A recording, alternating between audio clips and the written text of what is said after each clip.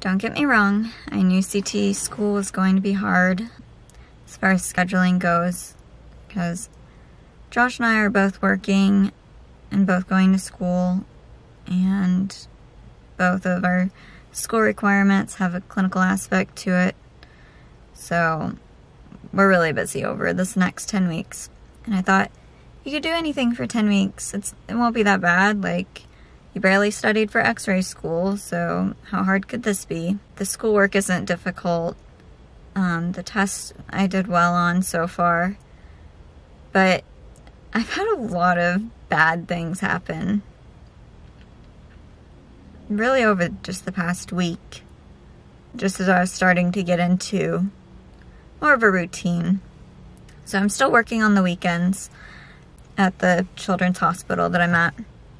And when kids come in deceased and they're not sure exactly what happened, or if there's like any suspected prior abuse, we do what's called a skeletal survey. It's basically one view of each bone of the body and a couple laterals, but all in all, it's a simple exam. I mean, it's about 21 pictures altogether, but it's not a difficult exam if they're alive, but when they're deceased, it's a little more difficult. The first one that I did, it was after a drowning, and that was a little easier to grasp, like, okay, this was an accident. The child didn't look like any of my children on the first one, but I had one on Saturday come in, and it was really rough, because this kid looked like one of my kids. I mean, he was just a little bit younger, and I don't know the whole story on what happened to him. I don't know the truth, and I'll never know.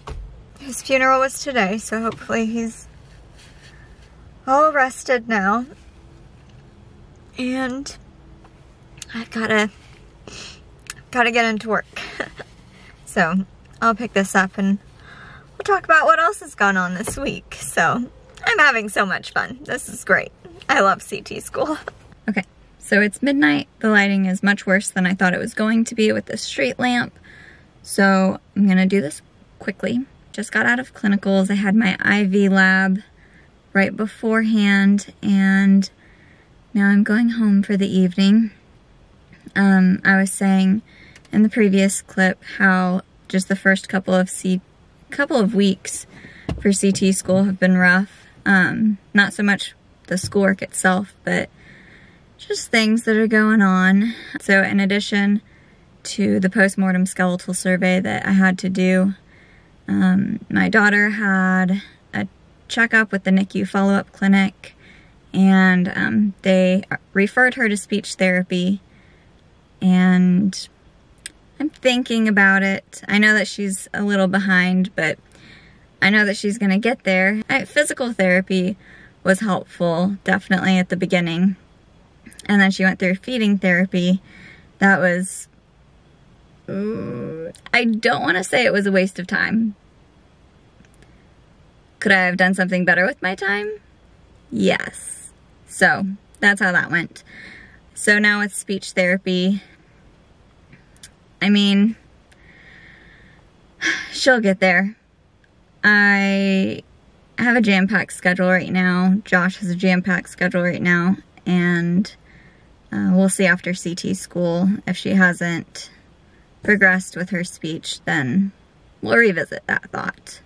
But right now, it's just a lot.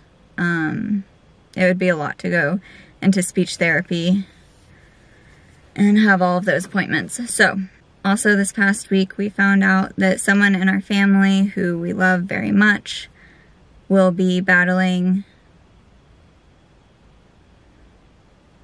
I can't even say it. I can't say it. We found out this past week that somebody that we love very much has a big fight for her health coming up here. So lots of prayers going out, and we're not sure exactly what we're dealing with as of yet, so we'll find out at the end of the week more information on that. So yeah, there's been a lot going on over the past couple of weeks. Thursday morning, I have my IV lab practical so that I can get checked off to do IVs, and so that will be interesting to see how that goes. That's about it. So I'll pick this up on a different day. Good night. I'm going to bed. 2 weeks left at clinicals, and I'm ready for that to be over. There's just, being a student is challenging. It has its challenges. I'm limited on what I can say. Everything that I say is wrong. Not to complain, I mean, I'm a student. So, okay, I don't know everything. And these techs have a lot more experience in CT than me, obviously.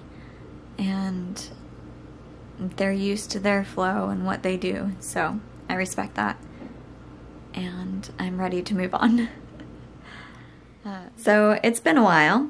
I finished up CT school and I passed my registry. I actually accepted a position at a new hospital about 2 weeks or so before I finished up my classes.